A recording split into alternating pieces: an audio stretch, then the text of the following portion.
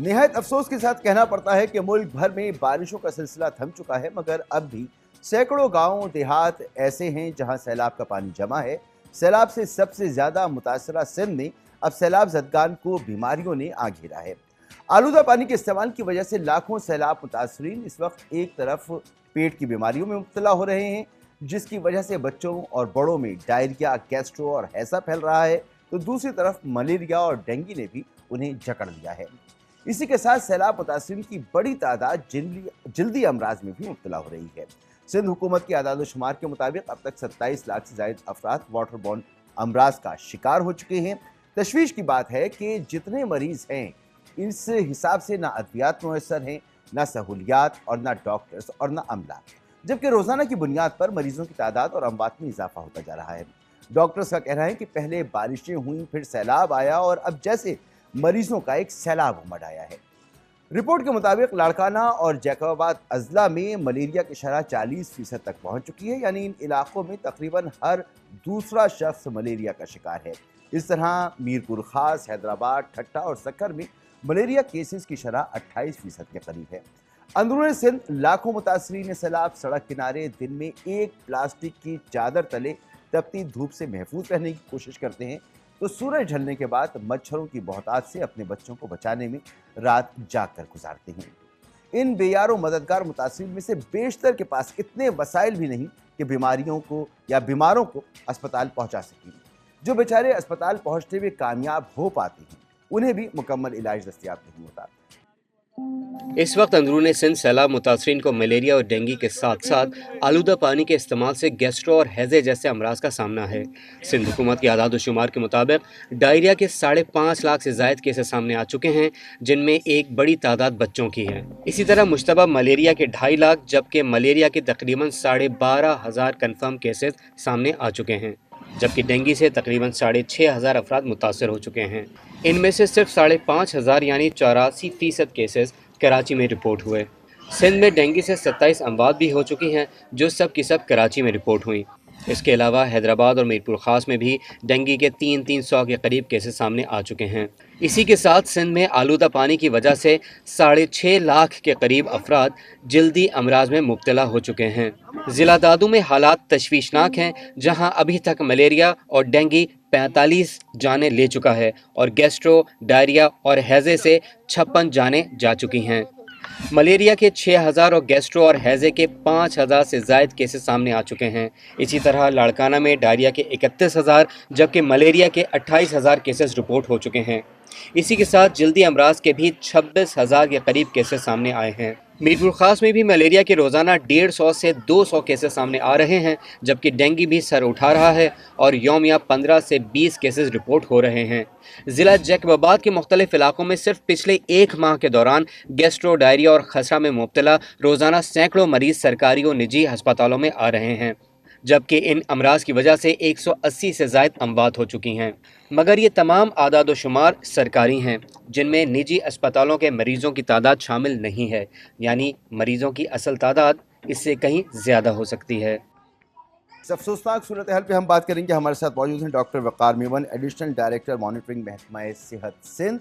बहुत बहुत शुक्रिया डॉक्टर साहब। डॉक्टर साहब, अब सैलाब की तबाहकारियों से जो लोग बच गए, उनको बीमारियों का सामना है और जो इत्तलात आ रही हैं बहुत गंभीर और परेशान कुन इत्तलात हैं। आज़ाद ज़राए जो फिगर्स देते हैं वो कुछ और हैं, जो सरकारी ज़राए से आती है वो कुछ और है। आप हमें इस वक्त एक्चुअल सिचुएशन बता सकते हैं कि बीमारों की, बीमारियों की, उनकी देखभाल की इस वक्त सूरत हाल है क्या? आदाद-ओ-शुमार क्या है? जी, बिस्मिल्लाहिर्रहमानिर्रहीम। बहुत शुक्रिया कि आपने मुझे ये अपॉर्चुनिटी प्रोवाइड की है कि मैं अपने डिपार्टमेंट की तरफ से आपको जो हकायक हैं वो बयान कर सकूं।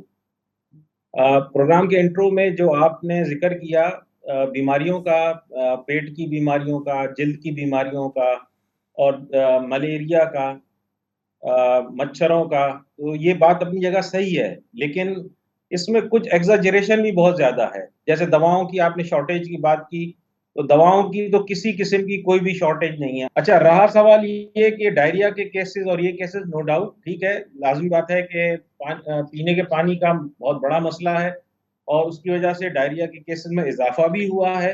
لیکن الحمدللہ جتنے بھی کیسز ہمارے پاس آ رہے ہیں ان کو ہم جو ہے باقاعدہ ٹریٹمنٹ بھی دے رہے ہیں، اور بہت ساری ڈیتھس جو اخباروں میں رپورٹ ہوتی ہیں، معذرت کے ساتھ جب ہم ان کو انویسٹیگیٹ کرتے ہیں ان ڈیتھس کو، تو ان میں سے میں یہ سمجھتا ہوں کہ شاید 5% ڈیتھ بھی جو ہے وہ کنفرم نہیں ہوتی ہے۔ یہ بتائیے کہ جو اطلاعات آ رہی ہیں، آپ تو کہہ رہے ہیں جی سب کچھ ہو رہا ہے، اطلاعات یہ آ رہی ہیں کہ ORS موجود نہیں ہے، دوائیں موجود نہیں ہیں، آپ کہہ رہے ہیں جی سفیشینٹ ہیں، ٹھیک ہے۔ یہ بتائیں کہ یہ لاکھوں کی تعداد میں فگرز آئے NDMA کی جانب سے حاملہ خواتین کے لیے، تو وہ تو عارضی کیمپوں میں تو ان کا علاج نہیں ہو رہا ہوگا، وہ کہاں ان کے لیے آپ نے کیا کیا ہے؟ جی میں آپ کو یہی عرض کر رہا ہوں کہ جو پریگننٹ خواتین ہیں ان کا ہم نے باقاعدہ کیمپوں میں سروے کروایا ہے۔ ہمارا RMNCH ونگ ہے، میڈم منسٹر کی اسپیشل انسٹرکشنز کے اوپر باقاعدہ ہر کیمپ کا سروے کیا گیا ہے۔ وہاں پر جو خواتین ہیں، پریگننٹ خواتین ہیں، ان کو رجسٹر کیا گیا ہے، اور کئی ڈیلیوریز جو ہے وہ کیمپس کے اندر ہو چکی ہیں۔ کل کی فگر کے حساب سے بھی جو مجھے پتا چلا ہے، وہ 2 ڈیلیوریز جو ہیں وہ دادو سائٹ پر کیمپ میں ہوئی ہیں، اور اس کے علاوہ TT ویکسینیشن، امیونائزیشن پروگرام، بچوں کی خوراک، یہ سب ان کیمپوں میں پرووائڈ کی جا رہی ہے۔ اور جو جن سر آپ کے نمبرز بڑے زبردست ہوں گے، مجھے یہ بتائیے کہ کل چیف منسٹر صاحب نے فرمایا کہ ابھی تک ہم سے 25% لوگوں کو خیمے پہنچا چکی ہیں۔ اس وقت ڈینگی کی شکایت آ رہی ہیں، اس وقت ملیریا کی سب سے بڑی شکایت آ رہی ہیں، تو لوگوں کے پاس تو خیمے تک موجود نہیں ہیں۔ ان کو سیف کرنے کے لیے کیا پلان ہے آپ کا؟ جہاں تک خیموں کا تعلق ہے، خیمے جو ہیں وہ PDMA کی ذمہ داری ہے۔ ہیلتھ ڈپارٹمنٹ کے پاس گلوبل فنڈ کے تقریباً 4,50,000 خیمے تھے جو ڈسٹریبیوشن کی گئی ہے، اور باقاعدہ لسٹ ہمارے پاس ڈسٹریبیوشن لسٹ موجود ہے۔ جی بہت شکریہ ڈاکٹر صاحب، ڈاکٹر وقار میمن صاحب، ایڈیشنل ڈائریکٹر مانیٹرنگ محکمہ صحت سندھ ہمارے ساتھ موجود ہیں۔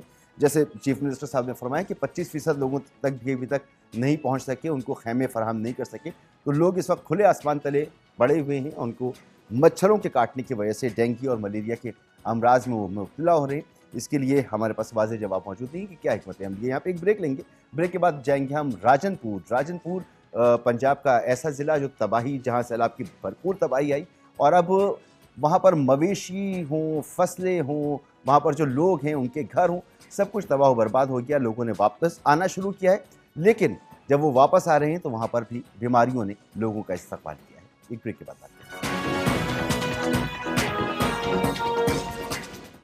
کوہ سلیمان سے اترنے والا سیلاب 23 لاکھ نفوس پر مشتمل ضلع راجن پور کو ڈھیر کر کے چلا گیا۔ کوئی جان سے گیا تو کسی کی جان تو بچ گئی، مگر زندگی کی تمام جمع پونجی سیلاب میں بہہ گئی۔ اسکول، مساجد، سڑکیں، پل، سرکاری یا عوامی املاک جو زد میں آیا، سیلاب بہا کر لے گیا۔ 35,000 کچے پکے مکان تباہ ہوئے۔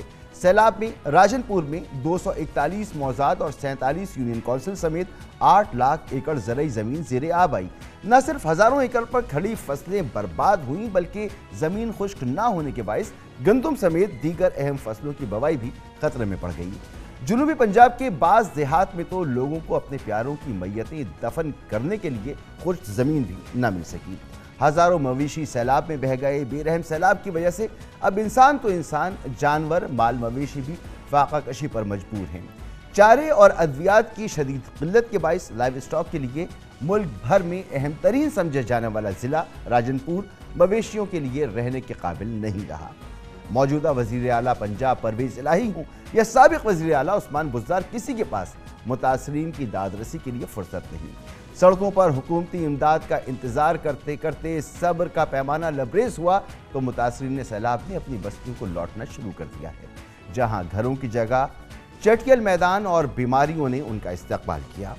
راجن پور سے ہمارے نمائندے قمر سراج قریشی نے متاثرہ علاقوں میں سیلاب متاثرین کی واپسی پر تفصیلی رپورٹ تیار کی ہے، آپ کو دکھاتے ہیں۔ اس افسوسناک صورتحال پہ بات کریں گے۔ عمر سرفراز چیمہ صاحب ہمارے ساتھ موجود ہیں، مشیر اطلاعات پنجاب۔ سر بہت بہت شکریہ وقت دینے کے لیے۔ چاہے بیوروکریسی سندھ کی ہو یا پنجاب کی، ان کے نزدیک تو سب کچھ بہت اچھا ہے، اعداد و شمار ان کے پاس کاغذوں پہ پرفیکٹ لکھے ہوئے، سب کچھ دوائیں ہوں، خوراک کو سب پہنچ رہا ہے، لیکن ہم نے آپ کو دکھایا یہ جو رپورٹ ابھی آپ نے دیکھی، 3 بنیادی مسائل ہیں۔ چھت نہیں ہے، خیمے ان کو میسر نہیں آ سکے، حکومتیں خود مان رہی ہیں ہمارے پاس نہیں ہے، بیماریاں پھیل رہی ہیں، خوراک نہیں ہے، پانی نہیں ہے۔ مسعود صاحب، آپ جانتے ہیں کہ یہ جو آفت جو سیلاب کی شکل میں آئی، یہ تاریخی، اس سے پہلے اس قسم کی تباہی کبھی نہیں دیکھنے میں آئی۔ اور پنجاب کے اندر اگست کے فرسٹ ویک کے اندر جب لہر آئی سیلاب کی، تو اس کے اندر پنجاب حکومت ہی تھی جنہوں نے سب سے پہلے جو ہے لوگوں کو ریسکیو ریلیف کے آپریشنز کے اندر جو ہے تمام محدود وسائل کے باوجود پی ڈی ایم میں ریسکیو ٹیم 1122 جو ہے آن گراؤنڈ جا کے انہوں نے لوگوں کو ہر ممکن جو ہے امداد کی فراہمی کو یقینی بنایا۔ اور اس حوالے سے جو پنجاب کے اندر جو سب سے زیادہ جو افیکٹڈ جو دو ضلع تھے، ڈی جی خان اینڈ آپ نے جو خود ابھی بتایا راجن پور کا ایریا جو سب سے زیادہ افیکٹڈ تھے، اس کے اندر نہ صرف جو ہے مختلف ریلیف کیمپس قائم کیے گئے، بلکہ جو لوگوں کے جانور تھے ان کو بھی ویکسینیشن کے حوالے سے، انسانوں کو جو ہے طبی امداد کے حوالے سے مختلف جو سینٹرز قائم کیے گئے، اس کے اندر پوری جو ہے ہر طرح سے لوگوں کو دوائیاں اور جو کھانے پینے کے حوالے سے جو اشیاء تھیں، اور پھر خاص طور پہ جو ٹینٹس کے حوالے سے جو ٹیمپرری ریزیڈینشل ان کی جو فیسلٹیز تھیں ان کو پرووائڈ کی گئیں، کیونکہ اکثر آپ کو پتہ ہے کہ جو سیلاب زدہ علاقوں کے اندر لوگوں کو جو ہے ریلیف کیمپس تک لانا جو ہے وہ منتقل کرنا مشکل ہوتا ہے، مگر عمر سرفراز چیمہ صاحب، پنجاب کے صرف 2 اضلاع متاثر ہوئے سیلاب سے، وہ جس طرح سندھ متاثر ہوا ہے، وہیں پہ ان کو امداد پہنچائی جائے، اس طرح کی تباہی نہیں ہے۔ پنجاب کے صرف 2 اضلاع متاثر ہوئے، اور وہاں پر بھی جو کچھ آپ فرما رہے ہیں اپنی جگہ، لیکن ہم نے ابھی آپ کو سنایا، آپ نے سنا کہ متاثرین کیا کہہ رہے ہیں۔ وہ جب اپنے گھروں کو پہنچے، ان کے گھر ٹوٹ چکے ہیں، وہ رہ نہیں سکتے ان میں، خیمے ان کے پاس موجود نہیں ہیں، دوائیں ان کے پاس موجود نہیں ہیں، کھانا ان کے پاس موجود نہیں ہے، ڈاکٹرز موجود نہیں ہیں، امراض وہاں پہ پھیل رہے ہیں۔ یہ تو لوگ وہاں کے بتا رہے ہیں۔ میں آپ کو بھی بتا رہا ہوں نا جی کہ یقیناً جو ہے کوئی ایک آدھا کوئی ایسا علاقہ ہوگا کہ جو جہاں پہ ابھی بھی جہاں پہ ریسکیو ریلیف کی جو آپریشن اب رہ گئے ہیں، لیکن میجورٹی جو ایریاز ہیں وہاں پہ ریسکیو ریلیف کے کام اب ختم ہو کے اب ریہیبلیٹیشن کی طرف جا رہے ہیں، اور جو لوگوں کا جانی مالی جو بھی نقصان ہوا ہے، جو لوگوں کے جانوروں کا جو لائف سٹاک کا نقصان ہوا ہے، اس کے اوپر باقاعدہ سروے کیا جا رہا ہے، اور جو بھی ہم نے ابھی تک جتنی بھی ایون ریلیف کے حوالے سے بھی فنڈ ریزنگ کی ہے، اس کو بڑے ٹرانسپیرنٹ طریقے سے لوگوں کو نہ صرف جو ہے کھانے پینے کی اشیاء، ان کو رہنے کے لیے ٹیمپرری شیلٹر، اور اس کے ساتھ ساتھ ایون ان کے جانوروں کو جو ویکسینیشن پہنچانے کے لیے تمام جو اقدامات کیے جا رہے ہیں۔ صرف راجن پور کچھ علاقے ایسے ہیں جہاں پر یہ صورتحال ہو سکتی ہے، آپ کا ماننا ایسا ہے؟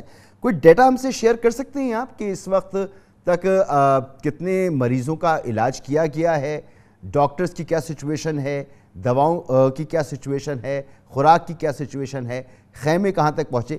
کیونکہ آپ تو فرما رہے ہیں کہ اب ریہیبلیٹیشن کی طرف آپ جا رہی ہیں۔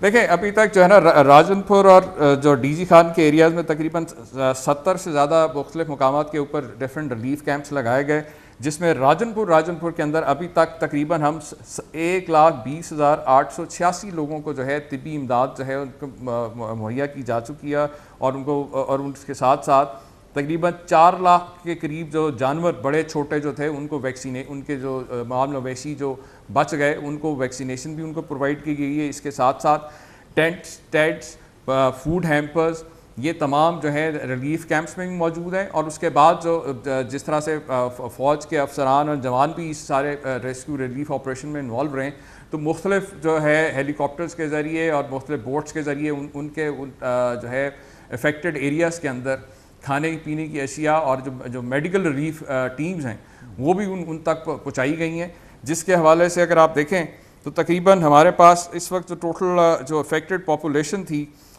راجن پور کے ایریے اور جو ڈی جی خان کے علاقے میں تقریباً 6,73,970 کے قریب لوگوں کو جو ہے جس میں سے ان کو ایویکویٹ کیا گیا اور ان کو ریلیف اور ریسکیو کی جو ہے فیسلٹیز ان کو پرووائڈ کی گئیں۔ ٹھیک، اچھا آپ نے جیسے فرمایا کہ اب ریہیبلیٹیشن کی طرف جا رہے ہیں، تو 4 لاکھ روپے فی گھر حکومت پنجاب نے دینے کا اعلان کیا تھا۔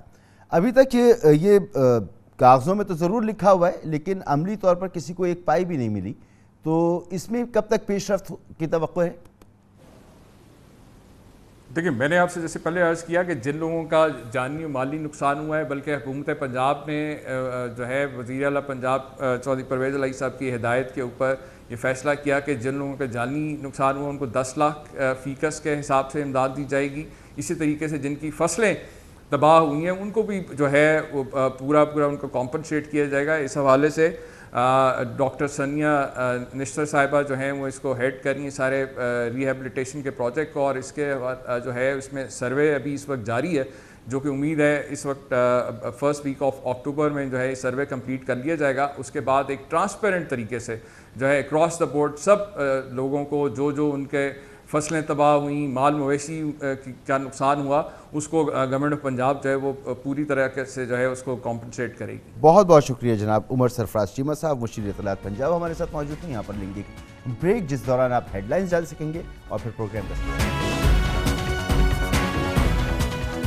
آج وزیر اعظم شہباز شریف نے آڈیو لیکس، اپنی حکومت کی میعاد، آرمی چیف کی تعیناتی، معاشی فیصلوں کے اثرات اور سابق وزیر اعظم عمران خان کے خارجہ تعلقات اور توشہ خانے کے معاملات کے حوالے سے کھل کر اظہار خیال کیا. اپنے بین الاقوامی دوروں سے متعلق نیوز کانفرنس میں وزیر اعظم شہباز شریف نے دو ٹوک انداز میں کہا کہ ان کی حکومت اپنی مدت پوری کرے گی. وزیر اعظم نے آرمی چیف کی تقرری کے حوالے سے ایک سوال کے جواب میں کہا کہ جب انہوں نے آرمی چیف کو ایکسٹینشن دی تھی تو کیا ہم سے مشاورت کی تھی. آج وزیر اعظم شہباز شریف نے پی ٹی آئی حکومت کی خارجہ پالیسی پر بھی ناقدانہ تبصرہ کیا. انہوں نے کہا کہ دوست ممالک کے رہنماؤں نے پچھلی حکومت اور اس کے سربراہ کے بارے میں جو کچھ کہا وہ ناقابل بیان ہے. وزیر اعظم شہباز شریف نے عمران خان کے خلاف توشہ خانہ کیس کا بھی پوسٹ مارٹم کیا.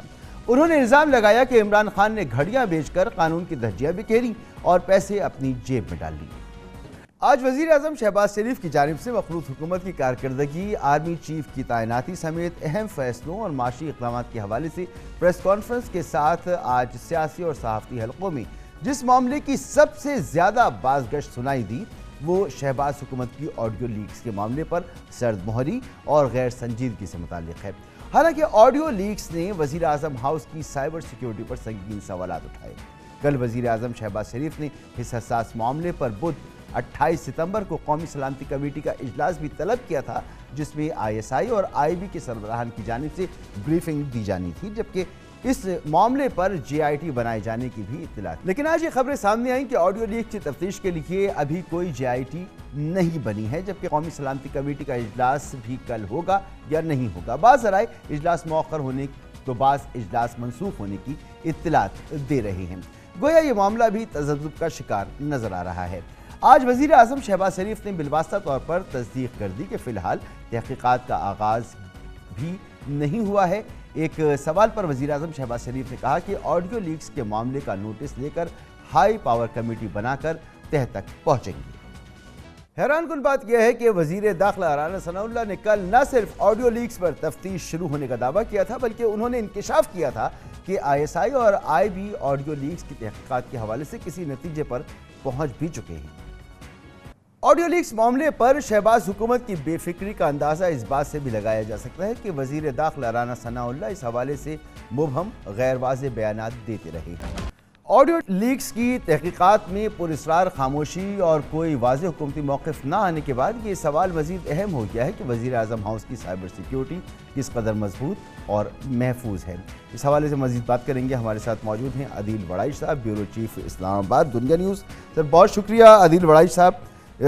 جیسے ہم نے سنا کہ رانا ثناء اللہ صاحب نے تو یہ بتایا کہ نہ صرف آڈیو لیکس پر تفتیش شروع ہو چکی ہے بلکہ کچھ انکشافات بھی ہوئے ہیں اور ISI اور IB جو ہیں وہ کسی نتیجے بھی پہنچ گئے اور اسے NSC میٹنگ میں پیش کیا جائے گا. اب NSC میٹنگ تو ہوئی نہیں، اب اس پر بھی متضاد اطلاعات ہیں کہ یہ میٹنگ ہوگی نہیں ہوگی. آپ کی کیا معلومات ہیں؟ بہت شکریہ مسعود صاحب. میری اطلاعات کے مطابق اگرچہ یہ صبح سے ہی خبریں چل رہی تھیں کہ جو NSC میٹنگ ہے یہ صرف پوسٹ پون ہی نہیں بلکہ منسوخ ہو گئی ہے، لیکن میری اطلاع کے مطابق یہ اس بات کے قوی امکانات ہیں کہ یہ میٹنگ کل ہوگی. اور اسے جو منسوخ ہونے سے متعلق کہا جا رہا ہے اس میں اگرچہ اس کی کوئی تردید نہیں کی گئی تھی، لیکن اب سے کچھ دیر پہلے میری کچھ سورسز سے گفتگو ہوئی. انہوں نے کہا کہ قوی امکانات ہیں کہ یہ میٹنگ ہوگی. جہاں تک معاملہ ہے, رانا ثناءاللہ صاحب یہ کہہ رہے ہیں کہ NSC میٹنگ میں ISI نے اور IB نے تفصیلات شیئر کرنا تھیں. تو میں آپ کو یہ بتاتا چلوں کہ ایسی کوئی JIT تو نہیں بنی جس نے کوئی تحقیقات کی ہوں. آج ہائی پاورڈ کمیشن کے حوالے سے خود پرائم منسٹر نے کہا کہ انہوں نے نوٹس بھی لیا ہے اور اب یہ کمیشن بنانے جا رہے ہیں.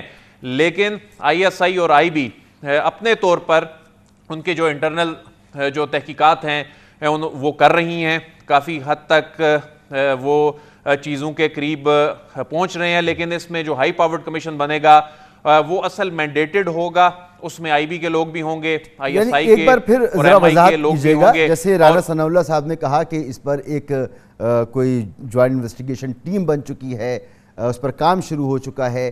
ایسا کچھ نہیں. آج وزیر اعظم نے پہلی مرتبہ اس بات کا اعلان کیا ہے کہ ایک ہائی پاور کمیٹی بنائیں گے, وہ کمیٹی بنے گی, پھر تحقیقات شروع ہوں گی. جی بالکل آپ نے درست کہا, ایسا کوئی ہائی پاورڈ کمیشن یا JIT نہیں بنا. لیکن حیرانی کی بات یہ ہے کہ کل سے جب یہ خبریں چل رہی ہیں تو کسی حکومتی شخصیت نے اس کی تردید نہیں کی, بلکہ اسی کے فالو اپ میں لوگ بات کرتے رہے. آج پرائم منسٹر نے جب یہ بات کی کہ ہائی پاورڈ کمیشن تو وہ ابھی بنانے جا رہے ہیں, تو اس سے وہ تاثر زائل ہو گیا. وہ خبر جو ہے وہ درست ثابت نہیں ہوئی کہ کوئی JIT بنی ہوئی ہے یا کوئی ہائی پاورڈ کمیشن بنا ہوا ہے.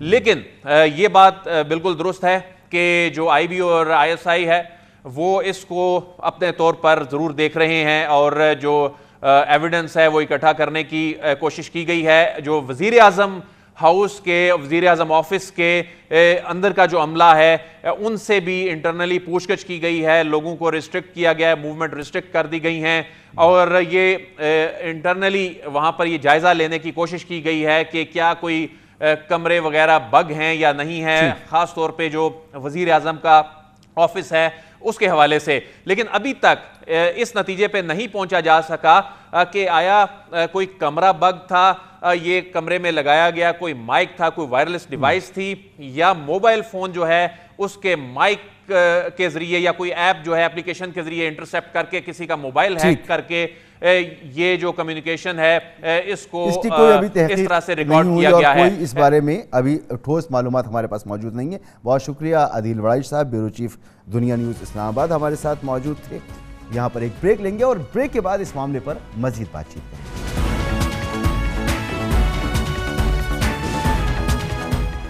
بریک سے پہلے ہم نے تفصیل سے بات کی آڈیو لیکس معاملے پر, اور حیرانی کی بات یہ ہے کہ حکومت ابھی تک اس پر کوئی واضح موقف نہیں دے پا رہی ہے. آج پہلی مرتبہ باقاعدہ طور پر شہباز شریف صاحب نے, وزیر اعظم پاکستان نے یہ کہا ہے کہ وہ ایک ہائی لیول کمیشن بنائیں گے, ایک کمیٹی بنائیں گے جو اس کی تحقیقات کرے گی.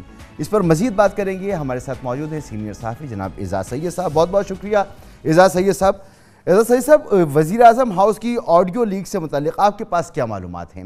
کیونکہ اس حوالے سے حکومت نے اب تک کوئی تفصیلات شیئر نہیں کی ہیں. PTI کی طرف سے مختلف دعوے سامنے آ رہے ہیں. کل فواد چودھری صاحب نے کہا کہ 140 گھنٹے کی گفتگو موجود ہے, ہیکرز اسے $3.5 لاکھ کے عوض فروخت کر رہے ہیں, اور اس سے قبل یہ کہا گیا کہ کوئی 5 GB کا ڈیٹا ہے. آپ کے پاس کیا معلومات ہیں؟ مسعود بہت بہت شکریہ. مسعود, یہ ایک بہت بڑا سیکیورٹی بریچ ہے جو کہ ہوا ہے, اور یہ ایک ایسی جگہ پہ ہوا ہے جہاں پر پوری قوم کے مستقبل کے اور پوری قوم سے متعلق بڑے اہم فیصلے ہوتے ہیں, پاکستان سے متعلق بڑے اہم فیصلے ہوتے ہیں, خارجہ امور پر, اقتصادی امور پر, دفاع کے اوپر, داخلہ امور پہ. تو یہ بڑی اہم جگہ ہے پرائم منسٹر ہاؤس, جہاں پر بڑی اہم اور حساس نوعیت کی میٹنگز ہوتی ہیں.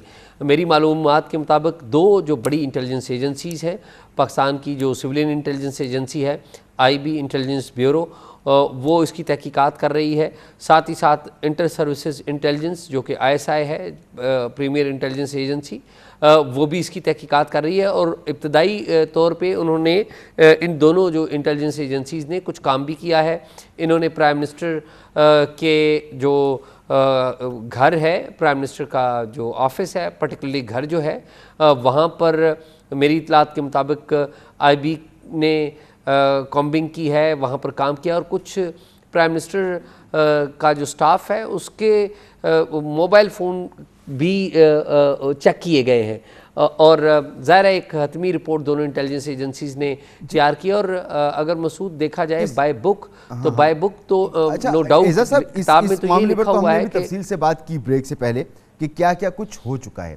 ہم جاننا ہی چاہ رہے ہیں کہ جیسے کہ مختلف متضاد اطلاعات ہیں کہ کتنا ڈیٹا ہے، کس طرح سے ہوا، کن لوگوں کے پاس ہے، کس نے کیا، اس میں کیا کیا چیزیں موجود ہیں، اس حوالے سے کوئی معلومات ہیں جو اس وقت آپ ہم سے شیئر کر سکتی ہو؟ دیکھیے، یہ جو ڈیٹا ہے ابھی تک اس بات کی تصدیق نہیں ہو سکی کہ جتنا کہا جا رہا ہے یا جتنا کلیم کیا جا رہا ہے ڈیٹا، اس شخص کے پاس، اس ان نون جو آئیڈینٹی ہے اس کے پاس واقعی اتنا ڈیٹا ہے بھی ہے یا نہیں ہے. کیونکہ ابتدا میں ڈارک ویب کے اوپر اس ڈیٹا کی جو قیمت ہے کچھ اور لگائی گئی، پھر ٹائم گزرا تو پھر اس کی قیمت کو اور بڑھا دیا گیا، اور ہماری اطلاعات کے مطابق یہ ڈیٹا ایک خفیہ ادارہ ہے وہ خریدنے کی کوشش بھی کر رہا ہے تاکہ اس بات کو پتہ کرایا جا سکے کہ واقعی یہ ڈیٹا ان کے پاس ہے یا چند سیمپلز ہیں جن کو استعمال کیا جا رہا ہے، یہ سیمپلز ہی ہیں ان کے پاس یا واقعی میں یہ ڈیٹا ہے. اور اس تو حوالے ابھی سے تک تو اس بات کی ویریفیکیشن گفتگو ہے یہ شہباز شریف صاحب کے آفس ہولڈ کرنے کے بعد سے ہے یا اس سے پہلے سے یہ ریکارڈنگ ہو رہی تھی، اس کے حوالے سے بھی کوئی ہمارے پاس معلومات ہیں یا نہیں؟ مسعود صاحب، یہ بات تو یہ ابتدائی تحقیقات میں یہ بات ثابت ہو گئی ہے کہ یہ وزیراعظم شہباز شریف کے آفس جوائن کرنے کے بعد جب وہ وزیراعظم بنے تو یہ پہلے مہینے کی گفتگو ہے، یہ پہلے مہینے کی گفتگو ہے. اور آپ کو اگر آپ گفتگو کو غور سے سنیں جس میں پرائم منسٹر بھی کہہ رہے ہیں کہ وہ ترکی واپسی کے اوپر وہ بات کریں گے، تو ترکی کا جو ان کا دورہ ہے، ان کے ابتدائی جو سٹنٹ ہے، ان کا پہلا جو آغاز ہے دورے کا، وہ اسی کے اوپر ہوا ہے. جی، اور یہ بات، اور دوسری بات یہ ہے کہ یہ بات بھی آپ کو میں ذمہ داری سے بتا رہا ہوں کہ یہ جو گفتگو ہوئی ہے یہ ٹیلی فون پر گفتگو نہیں ہوئی، یہ فیس ٹو فیس گفتگو ہوئی ہے پرائم منسٹر کی ان کے جو سیکرٹری ہیں ڈاکٹر توقیر شاہ، ان کے ساتھ. یہ کسی موبائل پہ گفتگو نہیں ہوئی. تو اس کا مطلب ہے کہ وہاں پر کوئی ڈیوائس تھی. جو ایک تحقیقات جو سامنے آئی ہیں ان کے مطابق کہ ڈاکٹر توقیر جو ہیں ان کا موبائل ہیک کیا گیا اور ان کے موبائل میں جو ماؤتھ پیس ہے اور اس کو سپیکر کے طور پر استعمال کیا گیا. لیکن ظاہر ہے ابھی ساری جو چیزیں ہیں یہ ہائیسٹ فورم پہ ڈسکس ہوں گی، ہائیسٹ فورم پر اس کی تحقیقات ہوگی، کمپائل کی جائے گی رپورٹ جو کہ پرائم منسٹر کو پیش کی جائے گی، جس کے بعد پرائم منسٹر اس کے اوپر کوئی پالیسی فیصلہ کرے گا. کیونکہ ایسی بھی آڈیوز آئی ہیں نا کہ جس میں ڈاکٹر توقیر موجود نہیں ہے اور شہباز شریف صاحب گفتگو کر رہے ہیں، تو وہ بھی ایک معاملہ ہے. اور دوسرا یہ کہ وزیر اعظم ہاؤس کی سیکیورٹی، اس کی ذمہ داری آئی بی کے پاس ہے، اور وزیر اعظم ہاؤس کی سیکیورٹی کے لیے جدید ایس او پیز جو ہیں ان کو بھی لاگو کیا جاتا ہے. وزیر اعظم کی ہر ملاقات سے پہلے جانچ پڑتال کی جاتی ہے، ڈی بگنگ کی جاتی ہے. اس کے باوجود اب 6 سے 7 آڈیو کلپس اس وقت ریلیز ہو چکے ہیں، جاری ہو چکے ہیں. تو کیا وجہ ہو سکتی ہے کہ اتنی سیکیورٹی کے باوجود بھی اور ساری چیزیں، اور اب تک ہمارے پاس کوئی واضح اس کا جواب بھی موجود نہیں ہے، ہم اندازوں پہ اس وقت بات کر رہے ہیں؟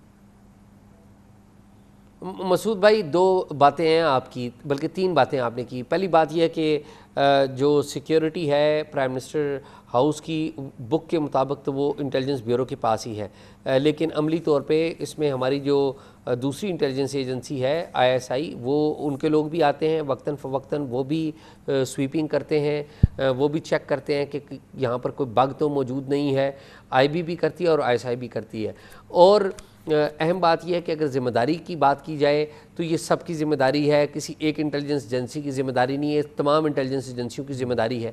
دوسری جو بات یہ ہے کہ ابھی تک ہم اندازہ لگا رہے ہیں، اندازہ اس لیے لگا رہے ہیں، ہمارے جو خفیہ ادارے ہیں وہ بھی تحقیقات کر رہے ہیں، کیونکہ ابھی تک اس بات کی ویریفیکیشن ہو نہیں سکی کہ جس شخص نے، جس ان نون آئیڈینٹی نے یہ ڈیٹا دیا ہے یا جس نے کلیم کیا ہے کہ ہمارے پاس وہ ڈیٹا ہے، اس نے صرف اس نے یہ کلیم کیا کہ اس کے پاس صرف سیمپل ہے. اب کوئی اس سے خریداری کرے گا یا کوئی اس سے مینیج کرے گا تو تب پتہ لگے گا. لیکن یہ سوال کرنے کی وجہ اور یہ سوالات جو ذہن میں آ رہے ہیں، یہ اٹھانے کی وجہ یہ ہے کہ آپ کو یاد ہوگا کہ اس سے پہلے سابق وزیر اعظم یوسف رضا گیلانی صاحب کے دور میں 2 مرتبہ کابینہ کا اجلاس گھنٹوں کے لیے معطل کرنا پڑا، کیونکہ اس وقت بہت ہی سوفسٹیکیٹڈ ٹیکنالوجی، لیزر بیم کے ذریعے آواز کو ریکارڈ کرنا، یہ بہت سوفسٹیکیٹڈ ہے. اس کو بھی ہم نے ڈیٹیکٹ کیا، IB نے ہی ڈیٹیکٹ کیا، بتایا. تو ہمارے پاس ٹیکنالوجی، صلاحیت موجود ہے. ہم صرف فزیکل کامبنگ کی بات نہیں کر رہے، ہم ڈی بگنگ کی بات نہیں کر رہے، ہم سافٹ ویئر تک کی بات کر رہے ہیں.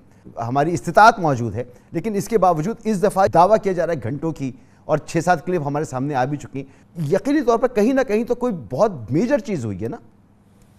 بات یہ ہے کہ اس سارے معاملے کے اندر یہ جو پرائم منسٹر ہاؤس کے اندر واقعہ ہوا ہے، اس میں بھی آپ یہ 2 باتیں کہہ سکتے ہیں کہ جس وقت تک یہ ثابت نہیں ہو جاتا کہ یہ کیا کس نے ہے، انٹل کہ ہمارے جو انٹیلیجنس ایجنسیز ہیں اور ان میں کیپیبلٹی ہے، ہماری جو انٹیلیجنس بیورو ہے اس کے سربراہ فواد اسد اللہ ہیں جو کہ کیریئر انٹیلیجنس آفسر ہیں. یہ بڑا ریئر ہوا ہے انٹیلیجنس کمیونٹی میں کہ کیریئر انٹیلیجنس آفسر کو IB چیف لگایا جائے، تو وہ ہیں کیپیبل ہیں. ہماری انٹر سروسز انٹیلیجنس ایجنسی وہ بھی بڑی کیپیبل ہے، اس کی بھی بڑی، اس کے جو سربراہ ہیں ندیم انجم، ان کی بھی بڑی تعریفیں سنتے ہیں. تو اب یہ ایک جو بڑا چیلنج ہے یہ ہمارے انٹیلیجنس اداروں کے سامنے ہے. آئی ہوپ کہ یہ انٹیلیجنس ادارے اس سارے عمل کو بسٹ کر سکیں گے اور اس بات کو شور کریں گے کہ پرائم منسٹر جو کہ ہائیسٹ آفس ہے وہ بالکل پاک ہو اس قسم کی بگنگ سے. بہت بہت شکریہ آپ کا اعزاز سید صاحب. گفتگو آپ نے سنی. یہاں پر ایک بریک لیں گے اور بریک کے بعد بات کریں گے نامزد وزیر خزانہ اسحاق ڈار کو معیشت سے متعلق ہمالیائی چیلنجز کا سامنا ہے. بات کرتے ہیں ایک بریک کے بعد.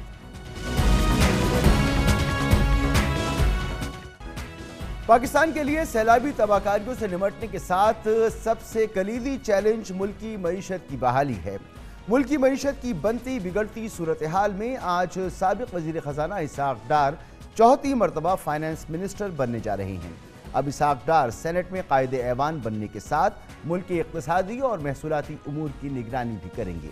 لیکن اس بار اسحاق ڈار ایسے وقت وزارت خزانہ کا قلمدان سنبھال رہے ہیں جب مہنگائی 47 سالہ ریکارڈ توڑ کر 27% سے زائد ہو چکی ہے. ملک میں ڈالر، پیٹرول، ڈیزل، بجلی، گیس اور کھانے پینے کی اشیاء کی قیمتیں آسمان پر پہنچی ہوئی ہیں. ملک کی عوام کی جانب سے مہنگائی اور صرف مہنگائی کی چیخ و پکار ہے. ملک کے 1/3 حصے میں سیلاب کی تباہ کاریوں نے کنگال معیشت کو مزید ڈبو دیا ہے، جبکہ IMF پروگرام کا حصہ ہونے کی وجہ سے حکومت سخت معاشی شرائط کے شکنجے میں جکڑی ہوئی ہے. تاہم نون لیگ اور اس کے حامیوں نے اسحاق ڈار کی صلاحیتوں اور حکمت عملی سے بڑی آس لگائی ہوئی ہے. ڈار صاحب آؤٹ آف دی باکس معاشی حل نکالنے کے لیے شہرہ رکھتے ہیں اور اپنے سابقہ تجربے کو ملک و قوم کے لیے مفید بنانے کے لیے پرعزم بھی ہیں. آج اسحاق ڈار نے معاشی چیلنجز کا احاطہ بھی کیا. دیکھیں اس وقت جو ہمارے مسائل ہیں اس میں روپے کی جو قدر آرٹیفیشل گری ہوئی ہے وہ ایک بہت بڑا چیلنج ہے. دوسرا ہماری مہنگائی جو آپ نے فرمائی کہ بہت زیادہ بڑھ گئی ہے. تیسرا ہمارا جو ہے وہ یوٹیلیٹی پرائسز، یہ ہمارے لیے بہت بڑے چیلنج ہیں اس وقت جو عوام کو ڈائریکٹلی امپیکٹ کر رہے ہیں. تو انشاءاللہ پوری کوشش کریں گے. ماضی میں بھی کی ہے، اللہ تعالیٰ نے ماضی میں کامیابی بھی دی ہے. ابھی کل رات پہنچے ہیں تو ابھی تک قریباً 9-10 روپے کا فرق پڑ گیا ہے. اس کا مطلب آپ کے 1350 ارب تو پاکستان قوم کے قرضے کم ہو گئے. مسلم لیگ نون کا یہ کریڈٹ ہے جس نے پاکستان میں پیگ ہوتا تھا، فکس ریٹ ہوتا تھا. ہم نے 1999 میں جب میں فائنانس منسٹر تھا تو ہم نے اس کو مارکیٹ بیس کیا تھا. لیکن اس کا یہ مطلب نہیں ہے کہ ہونڈی والے جو ہیں اسپیکولیٹرز وہ پاکستان کی کرنسی کو ہوسٹیج بنا کے اور پھر پاکستان کو نقصان پہنچائے. نہ یہ 98-99 میں ہونے دیا تھا، نہ یہ 2013-14 میں ہونے دیا تھا، نہ اب ہونے دیں گے. تو میرا خیال ہے اپنا انشاءاللہ قبلہ درست کر لیں. نامزد وزیر خزانہ اسحاق ڈار نے نہ صرف وزارت خزانہ کو درپیش چیلنجز بیان کیے بلکہ انہوں نے اسٹیٹ بینک کے قانون میں مزید تبدیلیوں پر بھی زور دیا. یقیناً ڈار صاحب کی جانب سے اسٹیٹ بینک کے قانون میں تبدیلی کی ملکی معیشت پر دورس اثرات رونما ہوں گے. اسٹیٹ بینک کا ایک بل پاس ہوا عمران خان کے دور میں جس کی وجہ سے مشکلات پیدا ہوئی ہیں اکانومی میں. کیا اس بل کو ریویو کرنے آپ ایڈوائز کریں گے گورنمنٹ کو؟ دیکھیں میں میڈیا میں بین کے باوجود میں آرٹیکل لکھتا رہا، میرے اس کے فرائیڈے ٹائمز میں آرٹیکل چھپے ہیں, میں ڈیو ٹو انٹرویوز دیے, میں نے فلیگ کیا ایشوز. اچھی بات ہے کہ کافی چیزیں حکومت نے جو فائنل بل لائے پہلے بل کے مقابلے میں اس میں بہت چینجز کر لی, لیکن میں سمجھتا ہوں اس میں مزید تبدیلیاں ہونی چاہیے. وہ انشاءاللہ ہم سب جو اس سے پہلے آج وزیر اعظم شہباز شریف نے سابق وزیر خزانہ ڈاکٹر مفتاح اسماعیل کا استعفیٰ منظور کیا, اور آج ہی اپوزیشن کے شور شرابے کے دوران اسحاق ڈار نے سینٹ کی رکنیت کا حلف اٹھایا. خبریں ہیں کہ اسحاق ڈار کل اپنی وزارت کا حلف بھی اٹھائیں گے. اسحاق ڈار سے توقعات کی جا رہی ہیں, لیکن حقیقت یہ بھی ہے کہ ملک کی معیشت کے تمام اشاریے تشویشناک ہیں. روپے کی بے قدری, زر مبادلہ ذخائر کی کمی, مہنگائی میں اضافہ, قرضوں کا بوجھ, کرنٹ اکاؤنٹ خسارے کی صورتحال پریشان کن حد تک پہنچ چکی ہیں.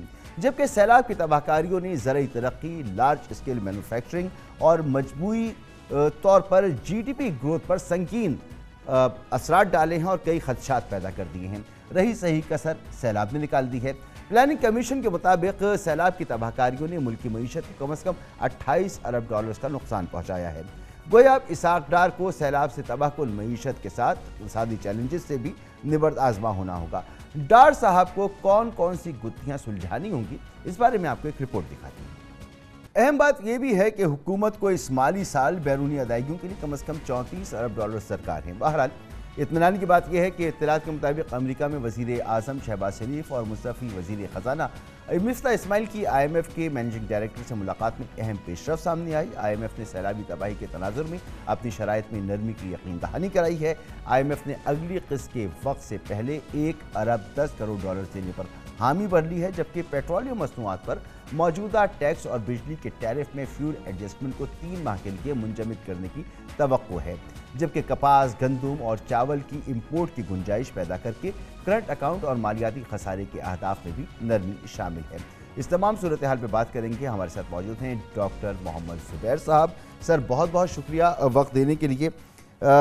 اس وقت جو ملک کی معیشت کو درپیش چیلنجز ہیں اس میں سر فہرست نظر آتا ہے کہ انفلیشن ہے جس نے 47 سالہ ریکارڈ توڑ دیا ہے, ایکسچینج ریٹ ہے, اور پھر سیلاب کی تباہ کاریاں ہیں جس سے معیشت ڈکلائن کی طرف ہے.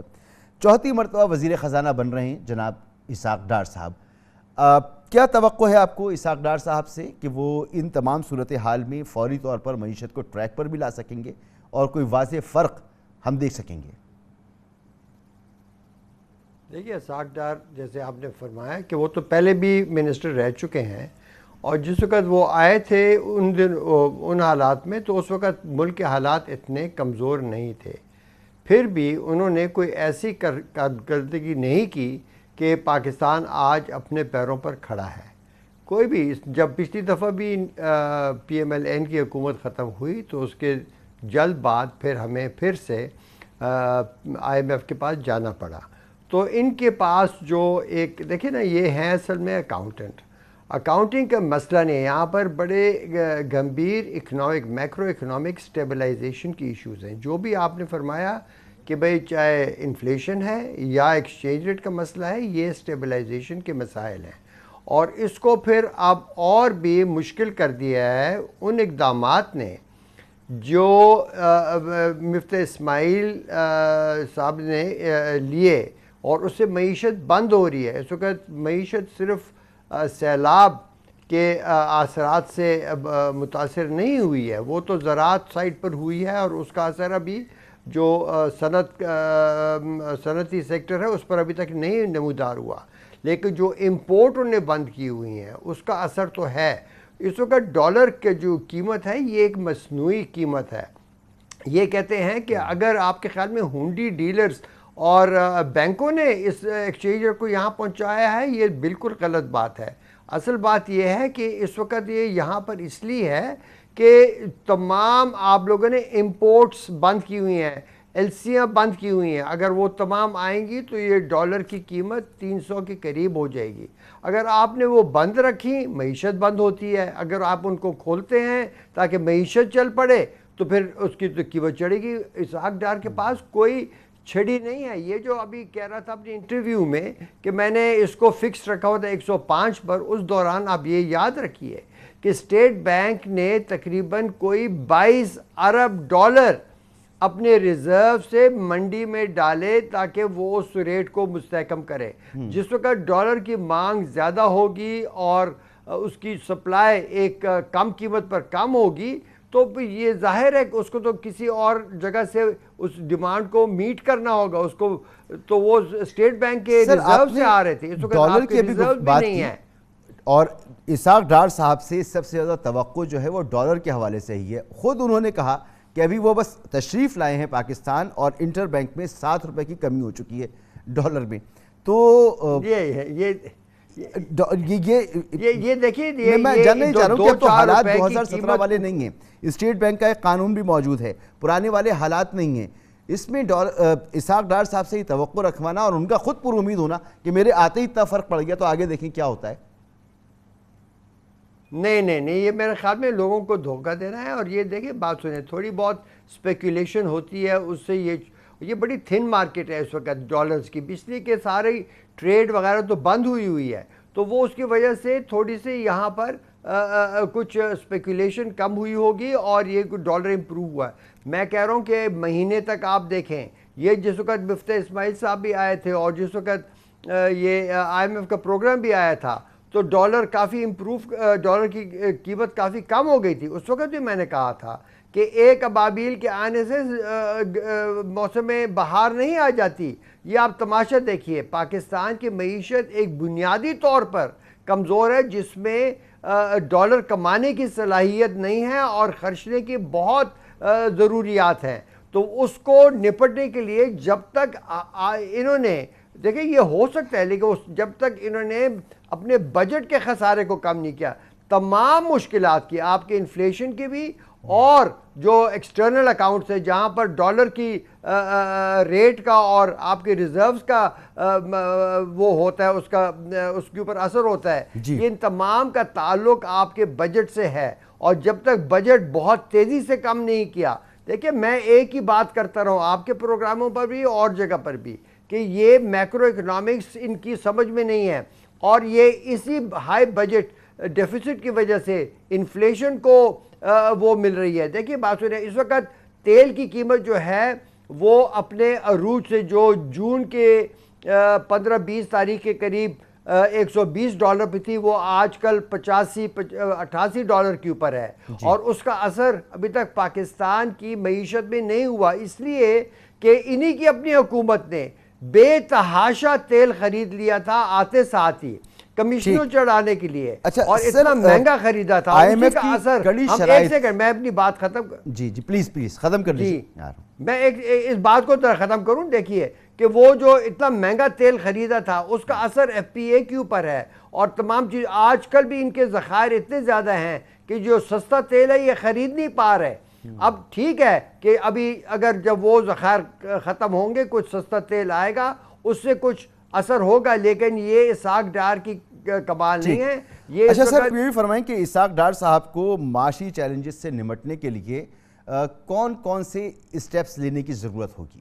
سب سے پہلے ان کو چاہیے کہ دیکھیے آپ نے جو بتایا کہ معیشت شرنک کر رہی ہے, اب ملک کے حالات کیا ہیں, اس میں آپ یہ بتائیے کہ حکومت کا وہی سائز وہی طریقہ کار جو اخراجات کا ہے وہ کیا چلنا چاہیے؟ وہ تو نہیں چلنا چاہیے. اس میں کم از کم 20% کمی کریں. ابھی بھی یہ دیکھیں ہر ایک جو ہے اب اپنے پرائیویٹ جیٹس میں ہمارے خرچوں کے پر, حکومت کے خرچوں پر سفر کر رہے ہیں, بار بار بین الاقوامی سطح پر جا رہے ہیں, بڑی بڑی ڈیلیگیشنز لے کے جا رہے ہیں.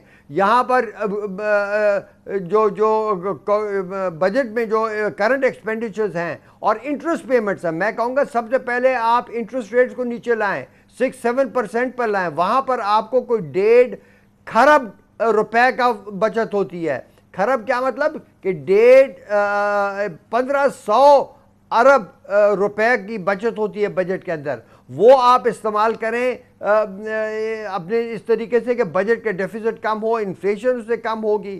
یہ جو اس وقت سود کے مادے, پاکستان میں سود کا شرح جو ہے وہ 16% ہے. دنیا میں اس وقت کسی کا اس وقت اتنا اونچا نہیں ہے.